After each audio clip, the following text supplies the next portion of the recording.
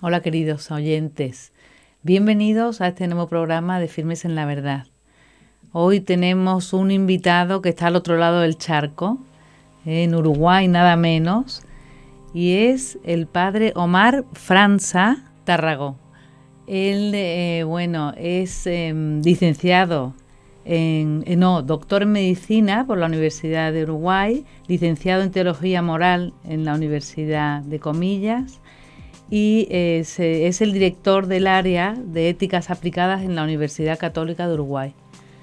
Y lo tenemos con nosotros para hablar un poco de la actualidad y de su vida universitaria, pero sobre todo para centrarnos en un libro que ha escrito, cuyo título es Ante el vacío del mundo desarrollado, la respuesta del cristianismo católico. Entonces, ¿qué título más largo y cómo resumen de bien todo el contenido, padre? Pues sí, es un resumen largo, es un título largo, pero traté de que en el título quedara expresada un poco el contenido, ¿no? En este libro que me ha llevado muchos años de estudios, y cuando lo releo veo que es una recopilación realmente muy completa de muchas cosas. Claro, yo estoy hablando de mi propio libro, pero creo que sí, que ha quedado un libro muy bien elaborado, muy pensado, que me ha supuesto muchísimos años de investigación. No es un libro de ética, que es mi especialidad, sino que vendría a ser un libro en el cual yo intento mostrar todo lo que el cristianismo católico tiene para responder a la actual sociedad que estamos viviendo, ¿no? Y permita que me interrumpa un momento antes de empezar con el libro. ¿Esto a quién va dirigido? ¿Está hecho, como lleva tantos años, tan elaborado, tan completo? ¿Puede ser para el público a pie, o para estudiantes específicamente, o para psicólogos? ¿Para quién está dirigido? Está dirigido a un lector medio, de mediana cultura, que está en búsqueda. No está dirigido a quienes ya son miembros de la Iglesia Católica, aunque los que ya son miembros de la Iglesia Católica les resultará muy provechoso en muchos aspectos, pero más bien está dirigido a quien está en búsqueda de encontrar un sentido de la vida. Por eso en el prólogo, justamente, el prólogo se titula "A ti que buscas, a ti te hablo". El hipotético lector es un hombre de cultura media, que está en búsqueda, que quiere, que está buscando un sentido para su vida, ¿no? Y en ese sentido está dirigido a los de fuera, primariamente a los de fuera, aunque los de dentro les resultará muy positivo, sobre todo en el capítulo 2, donde se aporta una enorme cantidad de información sobre lo que el cristianismo y especialmente la Iglesia Católica ha hecho para el desarrollo integral del hombre. Fíjese que en la Iglesia, en el Nuevo Testamento, los hechos de los apóstoles, ¿qué es lo que pretende el evangelista Lucas? El evangelista Lucas pretende mostrar los hechos que hicieron los apóstoles, especialmente el apóstol Pedro y el apóstol Pablo, para expandir el mensaje de Cristo, ¿no? Por eso se llama Los Hechos de los Apóstoles. Bueno, este libro, sobre todo en el capítulo 2, que es el centro del libro, de alguna manera pretende recopilar los hechos de la Iglesia. No lo que la Iglesia ha pensado a lo largo de 2000 años.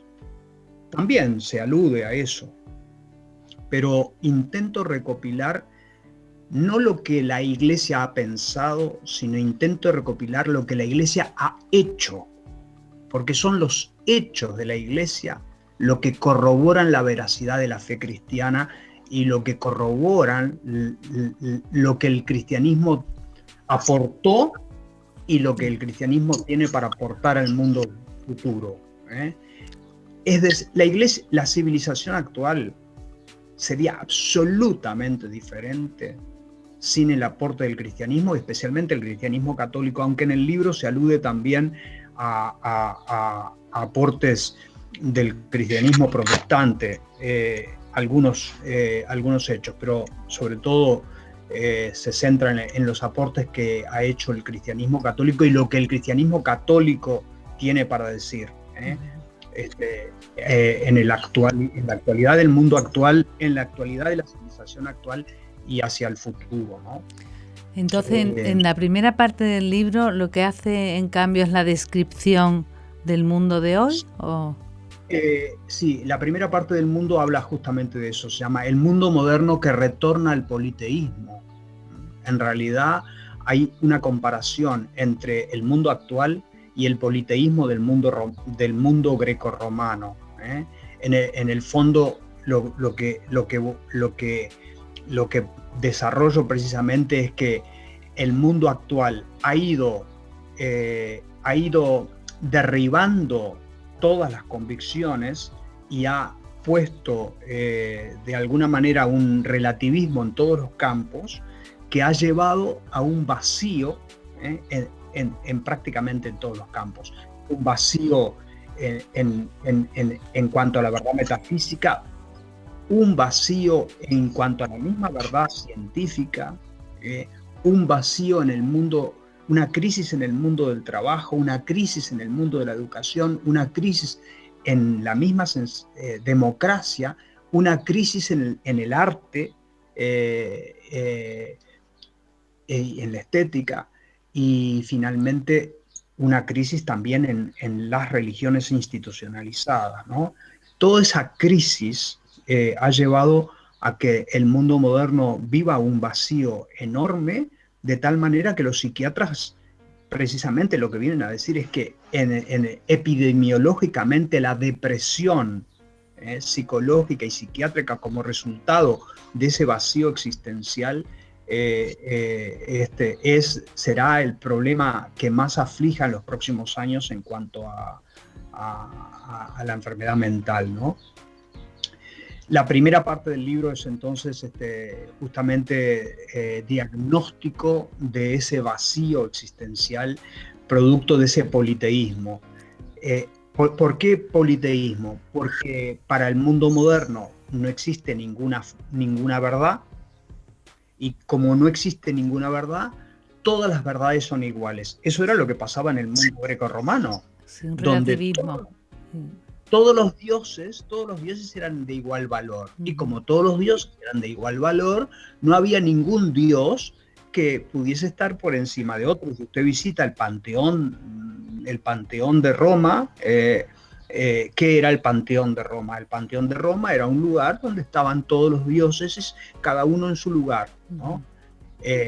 Cuando el cristianismo surge y dice, no señores, no hay múltiples dioses, sino que hay un Dios verdadero, se arma la persecución, porque el cristianismo empieza a cuestionar a todos los dioses por igual. Y de alguna manera, eso es lo que está pasando hoy, cuando la iglesia dice hay verdad, se enfrenta en una cultura donde justamente dice no todas las verdades son de igual valor. De hecho, por lo tanto, el capítulo primero del libro justamente alude a que en este momento el gran problema de la civilización actual es la vuelta a ese politeísmo, y la decadencia del mundo de hoy precisamente está en esa vuelta al politeísmo, ¿no?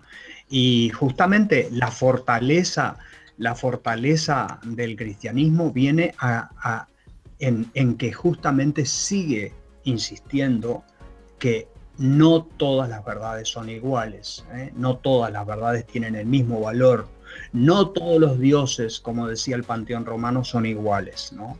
Sino que hay un Dios creador del cielo y de la tierra, ¿no? Ese es el capítulo 1. Padre, y para quien nos esté escuchando también, cuando hace la descripción esta que está diciendo y redunda en la crisis, el relativismo que hay, que es verdad que parece que sirve lo mismo una opinión de un prestigioso sabio o profesor que la de uno de a pie, ¿no? Y que es verdad que no existe todo relativo. En cuanto aparece la verdad, parece que es ya algo como drástico y se ve peyorativamente, lo de la verdad única, eso no, la verdad. Pero no lo ve demasiado, no es una parte demasiado negativa, demasiado nos va a dejar sin aliento, sin esperanza, la primera parte, ¿o es que eso es lo que pretende? Bueno, precisamente el diagnóstico que hago en la primera parte es un diagnóstico muy severo, muy severo.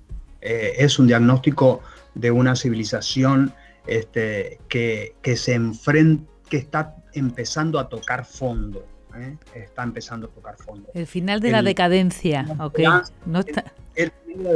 Justamente en el Imperio Romano, ¿qué pasó con el Imperio Romano? Que ese politeísmo de dioses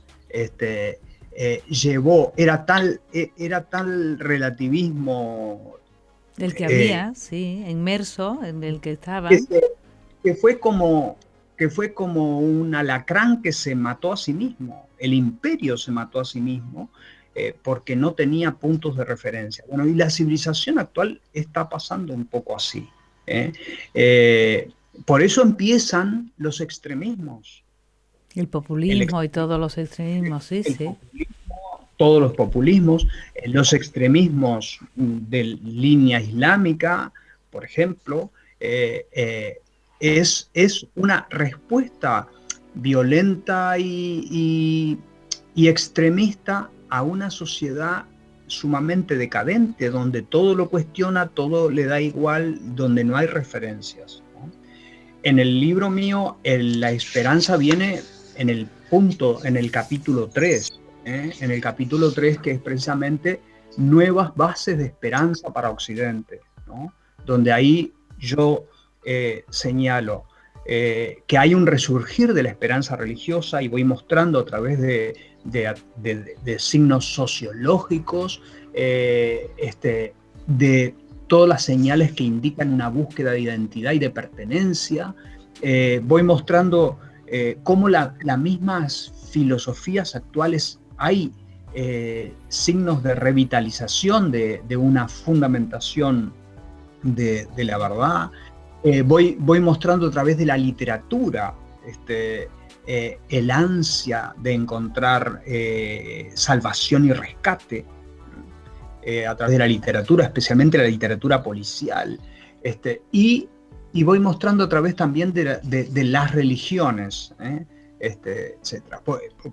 En otra parte de esa tercera parte, voy mostrando a través de testimonios concretos de hombres y mujeres que han encontrado en el cristianismo católico un sentido para sus vidas. Y voy haciendo una especie de fenomenología de la conversión religiosa, tratando de rastrear en algunos convertidos, porque si tuviésemos que hacer una investigación de todos los que se han convertido a la Iglesia Católica serían infinitos, ¿no? Pero saco algunos testimonios en especial y trato de hacer una fenomenología de la conversión, es decir, ¿qué es lo que los convertidos de hoy encuentran en la Iglesia Católica como capaz de contrapesar todos los demás sentidos que hay en el mundo, ¿no?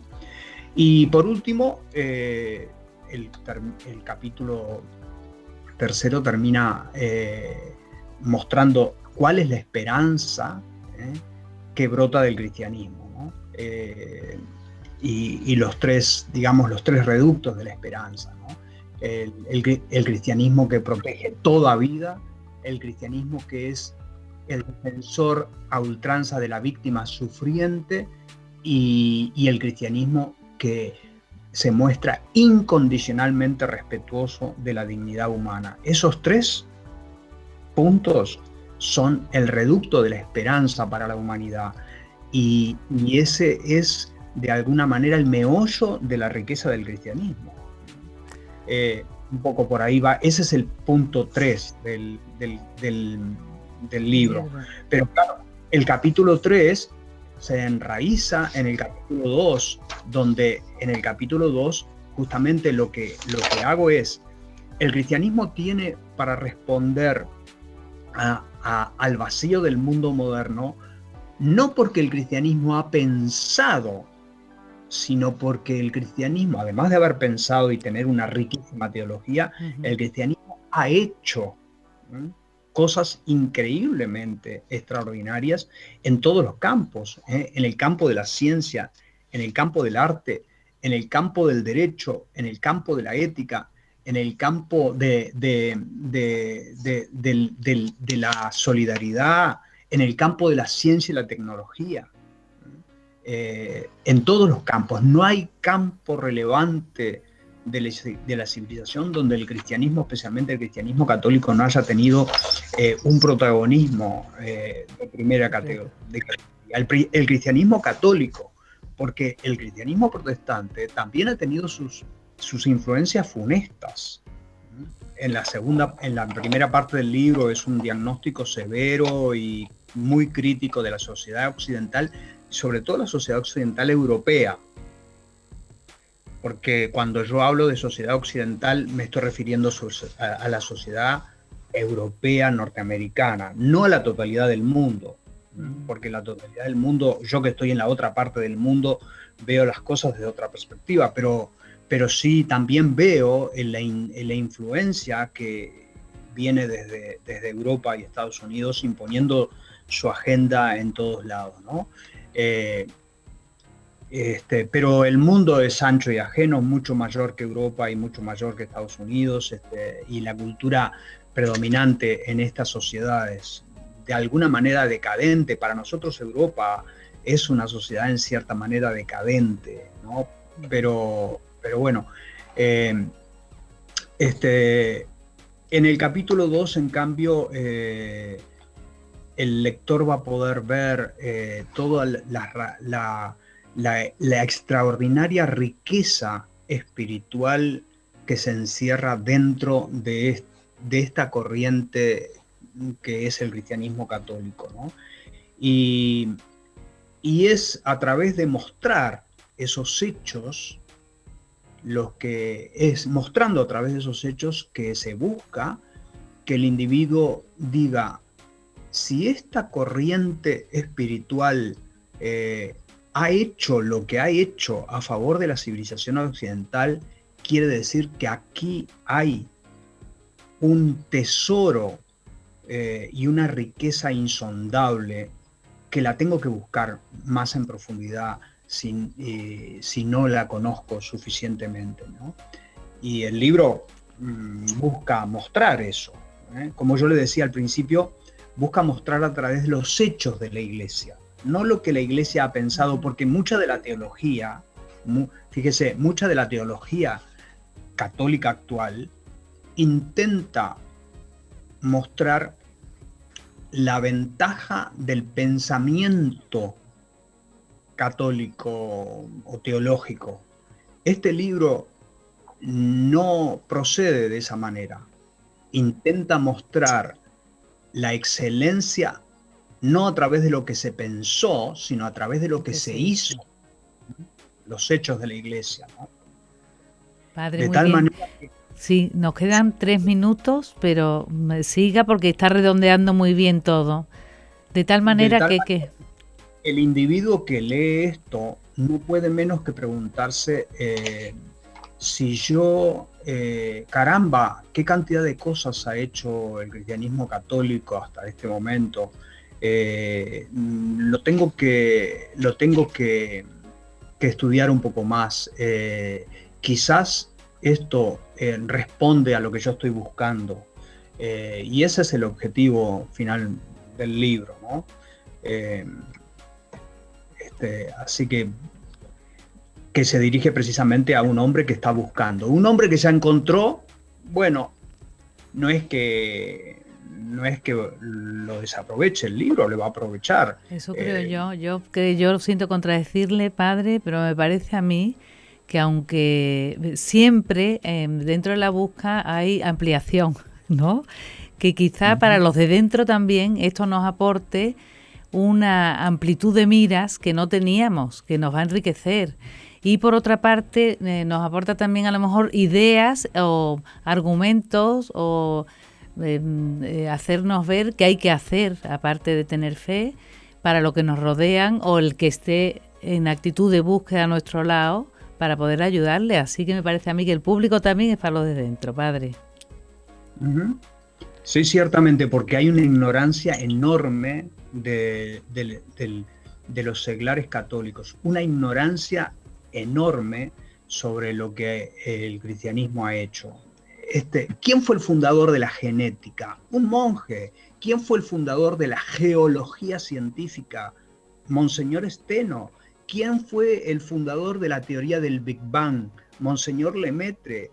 ¿Quién fue el fundador de la cristalografía? ¿Quién fue el fundador, el que inventa cómo medir la edad de los astros?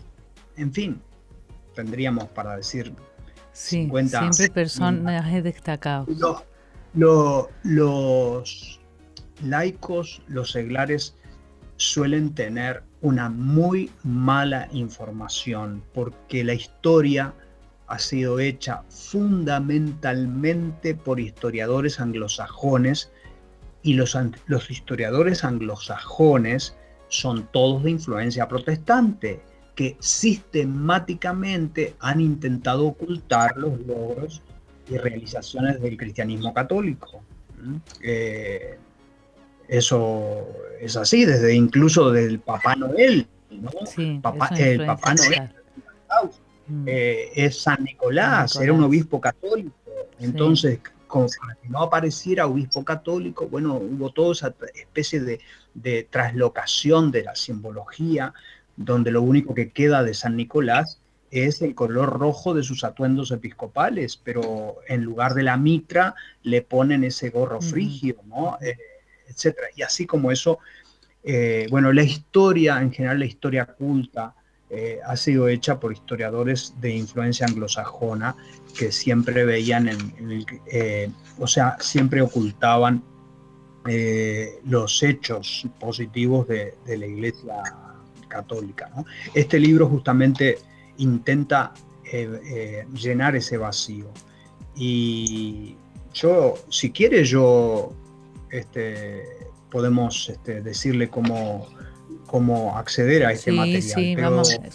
Dígalo, cómo acceder a este material, porque ya... Es un libro electrónico, es un libro que está publicado en Amazon de Estados Unidos, y como todo libro electrónico, usted lo paga con tarjeta y al instante lo tiene en su computador, ¿no? Tiene que buscar el título, o sea mi nombre, Omar Franca Tarragó, o por el título Ante el vacío del mundo desarrollado, respuestas y aportes del cristianismo católico, ¿no? Y inmediatamente lo tiene en el ebook, en la consola de su computador, y lo puede leer, ¿no? Esa es la ventaja de las tecnologías de hoy, ¿no? Y bueno, si bien está el libro escrito para los de fuera, para los laicos o para los seglares católicos que no han tenido una buena formación o una buena información, sobre todo el capítulo 2, donde se pone de relevancia los extraordinarios aportes que ha hecho el cristianismo al desarrollo integral del hombre, se va a ver gratamente sorprendido por cosas que ignoraban, como por ejemplo, no sé, que las primeras leyes laborales que existieron en la historia fueron las leyes que los misioneros católicos americanos exigieron al rey de España, por ejemplo, en las leyes, ¿no? Y, en fin. Sí, merece la pena realmente, porque lo que dice es verdad, que vivimos en la ignorancia y en un complejo tonto. Y ya se nos va el tiempo, padre Omar. Se nos ha pasado volando, se nos ha hecho cortísimo. Y bueno, a lo mejor podemos hablar en otra ocasión, ¿eh? Bueno. Le agradecemos mucho el tiempo que nos ha dedicado.